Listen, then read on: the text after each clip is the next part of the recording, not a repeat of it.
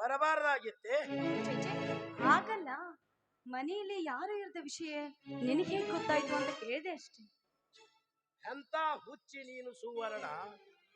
ಕಳ್ಳನಿಗೆ ಕಳುವನ್ನು ಹೇಗೆ ಮಾಡಿದೆ ಎಂದು ಕೇಳಿದರೆ ಆ ಕಳ್ಳ ಕೇಳಿದವರ ಮನೆಯನ್ನೇ ಲೂಟಿ ಮಾಡಿದ ವಿಧಾನ ತಿಳಿಸುತ್ತಾನೆ. ನೋಡು ಸುವರ್ಣ, ಹೇಗೋ ನಿಮ್ಮ ಅಕ್ಕ ಸಾವಿತ್ರಿ ನೀರಿಗೆ ಹೋಗಿರುವುದನ್ನು ನೋಡಿರುವೆ. ನಿಮ್ಮ ಮೈದುನ ಬಸವರಾಜ ತನ್ನ ರಿಸಲ್ಟ್ ನೋಡಲು ಹೋಗಿದ್ದಾನೆ.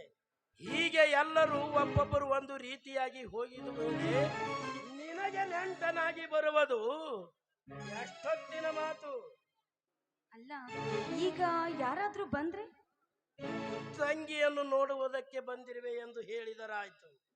ನೋಡಿ ಜಗನ್, ಎಷ್ಟು ದಿನ ಅಂತ ನಾವು ಹೇಗೆ ಕಾಲ ಕಳಿಬೇಕಾಗುತ್ತೆ ಹೇಳಿ? ಇನ್ನು ಸ್ವಲ್ಪ ದಿನ ಸುವರ್ಣ. ಈಗ ನಿನ್ನ ಗಂಡನ ನಡತೆ ಎಲ್ಲಿಗೆ ಬಂದಿದೆ? ನಾನು ಹಾಕಿದ ಗೆರೆಯನ್ನ ದಾಟಿ ಹೋಗುವಷ್ಟು ಧೈರ್ಯ ಅವನಿಗೆ ಎಲ್ಲಿ ಬರುತ್ತೆ ಹೇಳು? ಹಾ ಜಗನ್ನ, ಒಂದ್ ನಿಮಿಷ ಇರು, ಟೀ ರೆಡಿ ಮಾಡ್ಕೊಂಡು ಬರ್ತೀನಿ.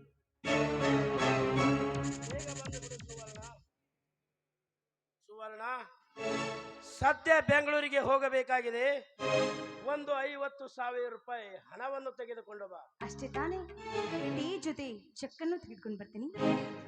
ಆಯ್ತು.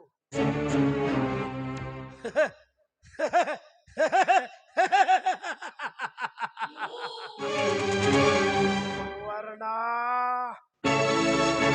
ಸಿರಿ ಸಂಪತ್ತಿನ ಸೌಧವೇ ನಿನ್ನ ಕೈಯಲ್ಲಿರುವಾಗ ಈ ಜಗನ್ನಾಥ ಯಾವುದಕ್ಕೂ ಅಂಜದೆ ಮುನ್ನೆಜ್ಜೆ ಇಡುತ್ತಾನೆ. ಸುನೀಲ್, ಸುಂದರವಾದ ಮಡದಿಯ ಯೌವನದ ಜೊತೆಗೆ ಮನೆಯಲ್ಲಿರುವ ಹಣವನ್ನು ಕಳೆದುಕೊಳ್ಳುವ ಮೂರ್ಖ ನಿನ್ನಂತ ಮೂರ್ಖ ನನ್ನ ಸ್ನೇಹಿತನಾಗಿದ್ದು ನನ್ನ ಪುಣ್ಯ.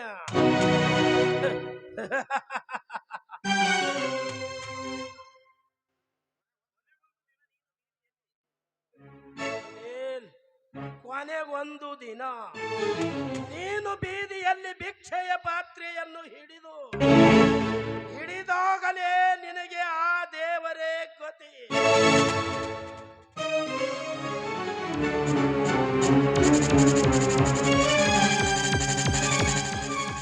ಜಗನ್ನ, ತೆಗೆದುಕೊಳ್ಳಿ.